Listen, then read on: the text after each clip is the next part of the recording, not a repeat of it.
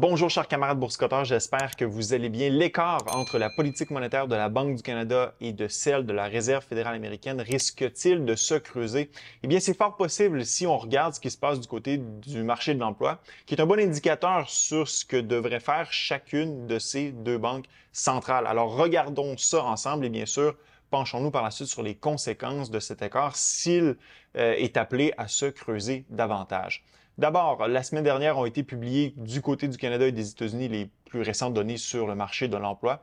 Aux États-Unis, le marché de l'emploi se porte toujours bien. Création d'emplois à 206 000, c'est-à-dire nouveaux emplois créés aux États-Unis pour le mois de juin, ce qui est en baisse là, par rapport aux 218 000 créés en mai. Mais toutefois, on reste au-dessus de la moyenne historique qui se situe autour de 180 000, 185 000 emplois créés mensuellement aux États-Unis.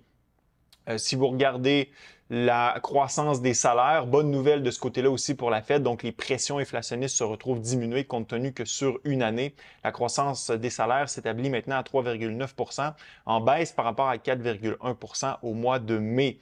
Maintenant, du côté des ouvertures de postes, donc c'est une donnée qui a été publiée précédemment à la semaine dernière, là, mais ça nous démontre que le marché de l'emploi est encore dans une bonne posture. La demande pour l'emploi est encore présente dans l'économie américaine. Donc, on a un relâchement du côté du marché de l'emploi, mais le marché de l'emploi reste tout de même résilient compte tenu que la demande reste plutôt forte.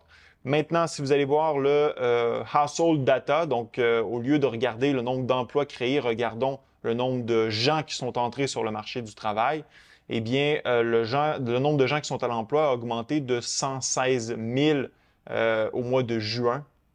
Donc, bonne nouvelle de ce côté-là. On a encore beaucoup de gens qui entrent sur le marché du travail aux États-Unis. Et maintenant, où se créent ces emplois? Eh bien, c'est essentiellement dans le secteur privé, 136 000 emplois créés dans le secteur privé aux États-Unis et 70 000 dans les secteurs gouvernementaux. Maintenant, du côté du taux de chômage, eh bien, celui-ci a grimpé à 4,1 par rapport à 4 au mois de mai, donc 0,1 d'augmentation. Et certains pourraient se poser la question, bien, on en est rendu où avec la fameuse SAM Rules, qui est un indicateur de récession lorsque la moyenne mobile 3 mois de l'augmentation du taux de chômage atteint 0,5 Eh bien, pour ceux qui se posent la question, nous sommes présentement à 0,43. Donc, on n'a pas encore atteint le fameux seuil de 0,5 qui, à tout coup, a pu prédire l'entrée en récession. Et si vous regardez par le passé, là, peu importe la récession que vous prenez, par exemple en 2008, lorsqu'on a atteint le 0,5 on était effectivement déjà en récession. Même chose si vous regardez la dot-com bubble, donc à 0,5 nous étions en récession. Le seul moment où j'ai pu remarquer que la fameuse SAM Rules avait atteint 0,4 0,43 sans qu'on entre en récession, eh bien, c'est dans les années 60, en 1967, où on avait atteint 0,47 on était tout près du seuil d'indice récessionniste. Sans toutefois qu'on entre en récession. On n'avait jamais finalement atteint le 0,5 et le tout s'était stabilisé. Un peu le même scénario en 1969 où on avait atteint 0,5 sans entrer en récession. En fait, on était entré en récession quelques temps après. Puis l'indice avait repris du galon, puis finalement, la récession avait éclaté. Donc, tout ça, bien sûr, on va suivre ça de près. Parce que malgré le fait que le marché de l'emploi reste résilient aux États-Unis, clairement, on a des indices comme quoi il est en train de ralentir. Et si on met tout ça en parallèle avec, par exemple, les données du PMI service que je vous ai partagé la semaine dernière, bien, on a des indices que l'économie ralentit aux États-Unis.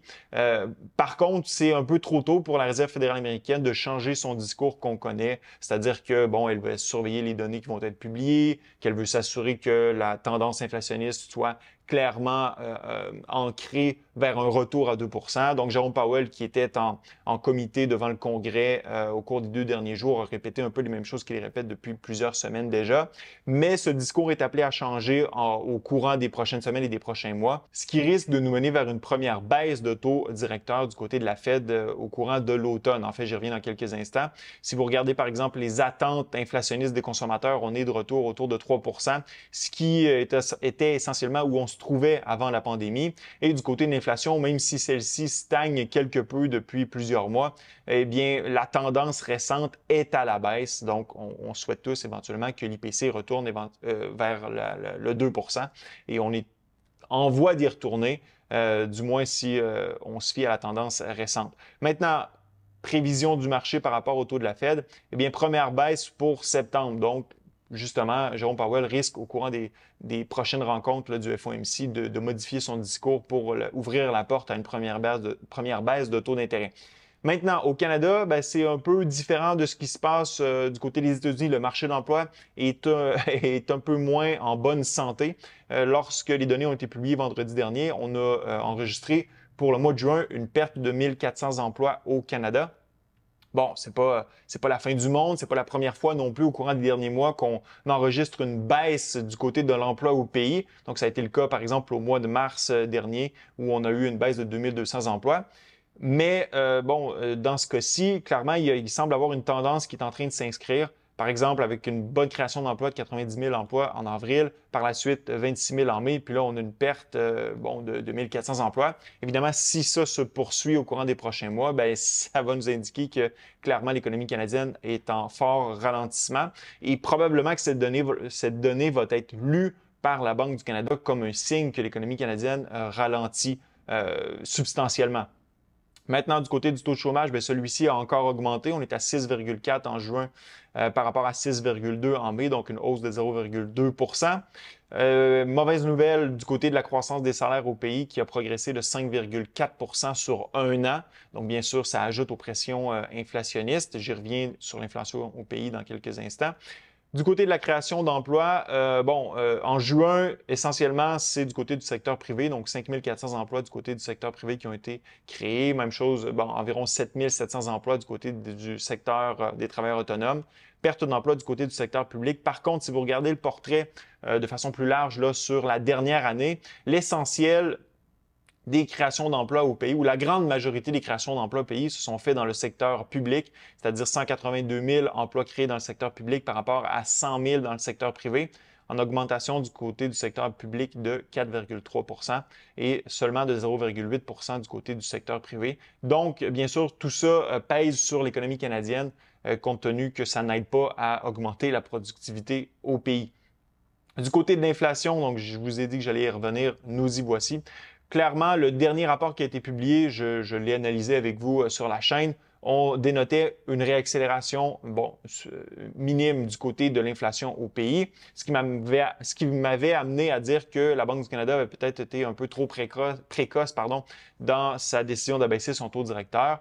Maintenant, reste à voir quel va être le prochain rapport qui va être publié parce qu'il va être très important dans la prise de décision de la Banque du Canada. Par contre, actuellement, avec l'emploi qui ralentit, avec l'inflation qui reste essentiellement en ligne avec les données sur lesquelles la Banque du Canada s'était appuyée lorsqu'elle avait introduit une première baisse de taux directeur, ceci m'amène à dire que si la situation ne change pas de façon draconienne du côté de l'inflation au pays lors de la prochaine publication des données, je pense la semaine prochaine ou la semaine qui suit pour le mois de juin, eh bien, la Banque du Canada risque de poursuivre avec les baisses de taux directeurs. D'ailleurs, si vous regardez le marché obligataire, c'est un peu le signal qu'envoie le marché obligataire à la Banque du Canada. Les obligations 2 ans sont en forte baisse, ce qui nous indique que la Banque du Canada devrait s'aligner avec ce qu'anticipe le marché et poursuivre les baisses de taux directeurs, ce qui devrait justement creuser l'écart entre la politique monétaire de la Fed ici en orange et celle de la Banque du Canada. La Banque du Canada qui devrait abaisser son taux à 4,5 alors que la Fed reste à 5,5 donc un 100 points de base d'écart. Et cet écart s'est amorcé justement lorsque le marché obligataire a signalé que les baisses allaient être introduites au Canada autour de la fin de 2023. Et la conséquence de ça, eh bien, ça a été de voir le pouvoir d'achat du dollar canadien s'éroder là, au courant des essentiellement 6 derniers mois. Et cette tendance à la baisse du dollar canadien et à la hausse du dollar américain par rapport au dollar canadien risque de se poursuivre si effectivement cet écart est appelé à se creuser lors des prochaines semaines et des prochains mois parce que, comme je l'ai mentionné, du côté américain, le marché du travail se maintient et est beaucoup plus résilient, ce qui permet à la Fed d'être beaucoup plus patiente dans l'introduction d'une baisse de taux directeur. Or, du côté du Canada, le marché de l'emploi semble un peu plus chancelant et la Banque du Canada va probablement préférer avoir une inflation peut-être un peu plus élevé pendant plus longtemps qu'un marché de l'emploi qui se détériore. Donc, laissez-moi savoir dans la zone de commentaires si vous pensez, comme moi, que l'écart entre la politique monétaire de la Banque du Canada et de la Fed risque de continuer de se creuser. C'est un plaisir d'être avec vous. À la prochaine.